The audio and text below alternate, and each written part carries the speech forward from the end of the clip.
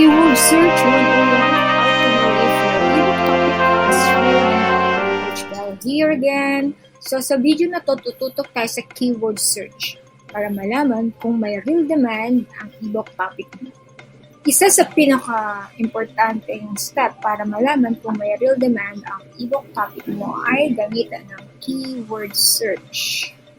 Marami kasing topics na sounds cute pero walang nagsisearch. So today, papakita ko paano gamitin ang 4 o yung 4 powerful tools na free at madali lang. Ready? Game! So gagamit tayo ng 4 free tools. And these are Google Trends, Amazon, TikTok, and Facebook groups.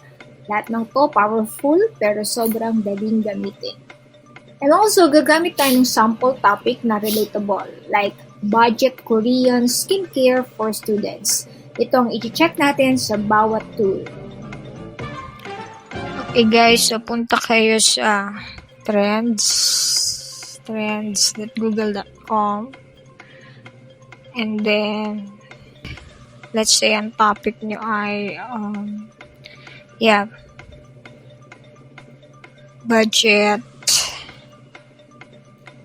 Korean skincare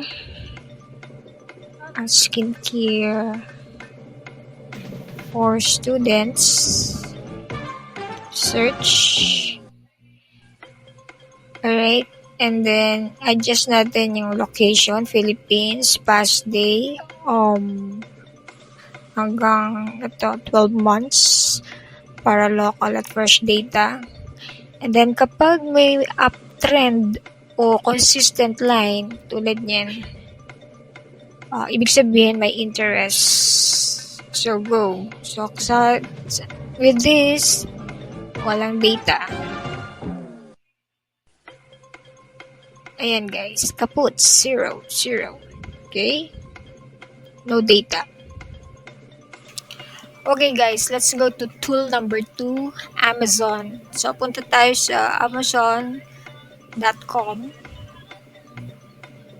Okay, and then dito sa search bar, ayan, yan sa search bar, type niyo yung inyong topic. Like, ano ba yung napili nating topic? Say for example, but make sure hanap tayo ng ebooks na related. So, ang atin ay student skincare or budget skincare routine ebook. Tandaan niyo yan. And then, ayun.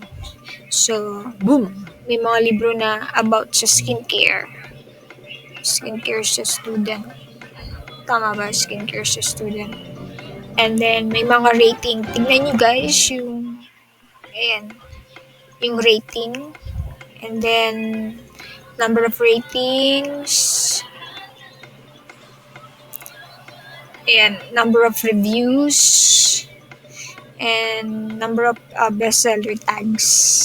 Yan yung mga clues nyo guys na merong, ibig sabihin may nagbabasa at may bumibili sa ebook about, yung pili natin, budget skincare routine.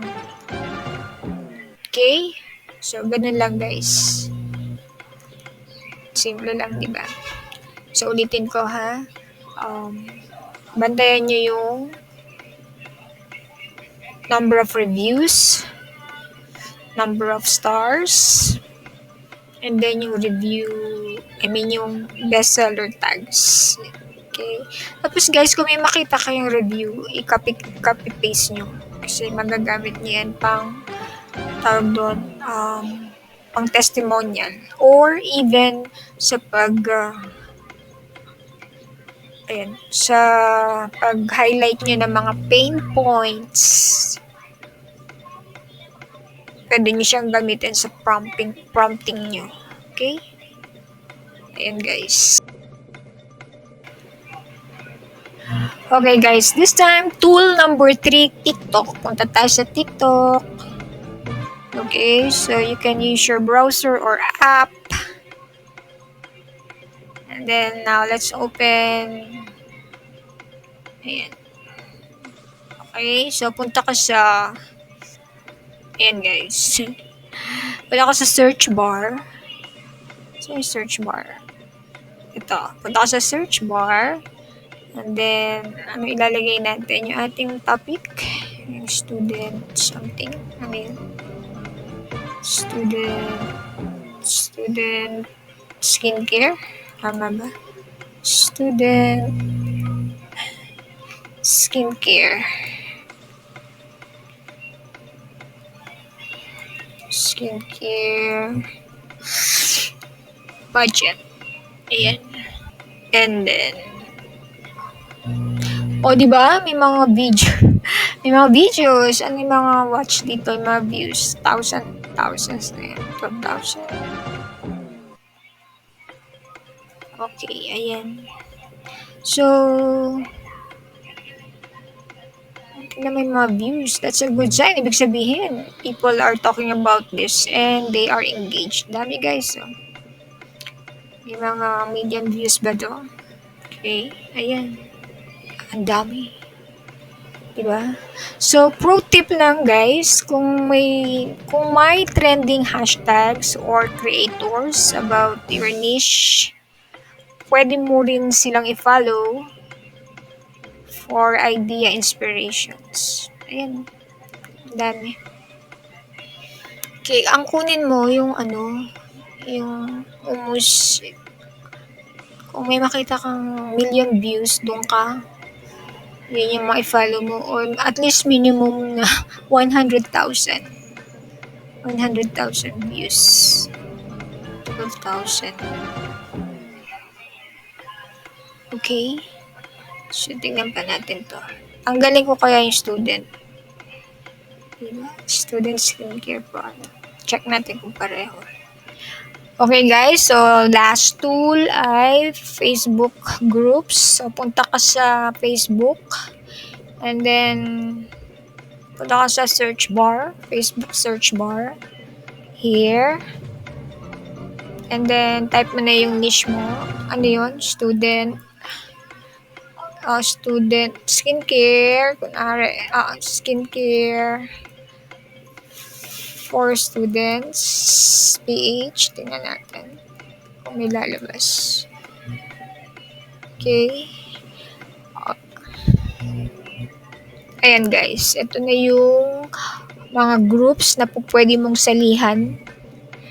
Tingin ka guys ng mga membership na more than 100,000. Doon ka sumali. Check mo na sila. Ang dami yan. Okay. And then, ganito guys. So, mag-join ka sa active groups with thousands of members. Tapos, hanapin mo doon sa mga comments kung may mga tanong, may mga tips, or hanapin mo yung mga post about tanong, tips, or rants related sa topic mo ha. Sa topic mo lang. Andun yung gold mine. Tapos, pag marami nang nag-uusap, ibig sabihin, may market. Okay? Minsan, doon ka pa makakahanap ng actual pain points and audience mo. Check tayo guys. Tingnan natin itong skincare PH na merong 167,000. Open natin. Ulitin ko guys check mo lang yung mga posts na may tanong, yung post na patanong, yung post na tips or rants, pero related dapat sa topic mo. Pag hindi, never mind, waste of time na yun. And then, pag marami nag-uusap, ibig sabihin, may market. And also, maganda rin kung may makita kang pain points doon ng mga audience. Kasi magandang pag-umpisahan yan sa prompting mo. I-highlight sa prompt mo. Ayoko niyan, hindi mo na ako mag-join dyan. So, punta ka sa iba, tingnan mo. Skincare products, buy and sell Philippines. Tingnan mo. Kung okay to. Ayan. Dapat guys yung active yung active yung page, yung group. Tingnan nyo kung may engagement. Tulad nito. Hi, sino sa inyo may fungal acne? Safe cleanser moisturizer. O at mo, merong 9 engagement comments. So, tingnan mo na yan. Kung anong meron dyan. Okay? Ayan, most relevant. Pero ulitin ko guys, kung hindi related sa ano nyo, sa topic nyo, huwag na kayo magsayang ng oras, lipat na kagad sa iba. So, konting patience lang dito sa paghahanap ng discussion or yung topic na pinag-aaralan nyo, and then, or yung topic na ng ebook nyo. Then, that's it. Okay? So, tiyaga-tiyaga lang sa paghahanap. Kasi, andito talaga yung totoong clue kung merong nag-uusap tungkol dun sa topic na gusto mo. Okay? So, ayan guys. This is our last tool. So, ayan guys. 4 free tools na super powerful para malaman kung worth it ang ebook topic mo.